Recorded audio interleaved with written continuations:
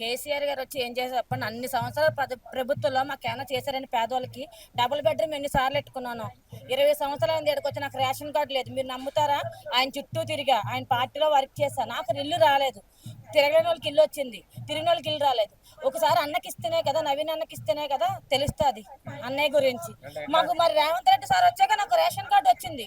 నాకు 3 మంత్స్ నుంచి రేషన్ తెచ్చుకుంటున్నాను. మరి నాకు అంతా బాగుంది, అన్న ప్రభుత్వం నచ్చింది నాకు. నేను ఆయన చుట్టే తిరుగుతా. నవీన్ అన్నకు కూడా మీరు ఒక ఛాన్స్ ఇవ్వాలి. అంతమాను కేసీఆర్ గారికే కాదు, నవీన్ అన్నకి ఛాన్స్ ఇస్తే నవీన్ అన్న ఏం చేస్తాడో మీకు తెలుస్తుంది. నవీన్ అన్న సూపర్ అండి. ప్రతి పేదలకి హెల్ప్ చేస్తాడు ఆయన. మాకైతే ఆఫీస్కి వెళ్తే మాత్రం మమ్మల్ని చాలా ఇది చేస్తారు. మేము పార్టీలు ఉన్నా ఉండకపోయినా అన్నయ్య మాకు బాగా చేశాడు. పిల్లలకి ఏంటి పెద్దలకి ఏంటి బాగా చేస్తాడండి అన్న. అన్న రావాలి, అన్నే వస్తాడు, కేసీఆర్ రాడు. కేసీఆర్కి ఎవరు ఓటేయరు.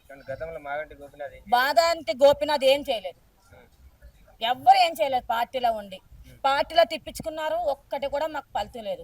డబుల్ బెడ్రూమ్ ఎన్నిసార్లు ఎట్టుకున్నాం తెలుసా అండి మీకు? రేషన్ కార్డు ఎన్నిసార్లు ఎట్టుకున్నాం తెలుసా? ఏమీ రాలేదండి. ఇప్పుడు అన్న గెలుస్తాడు, అన్న వస్తే అందరికీ వస్తాయి.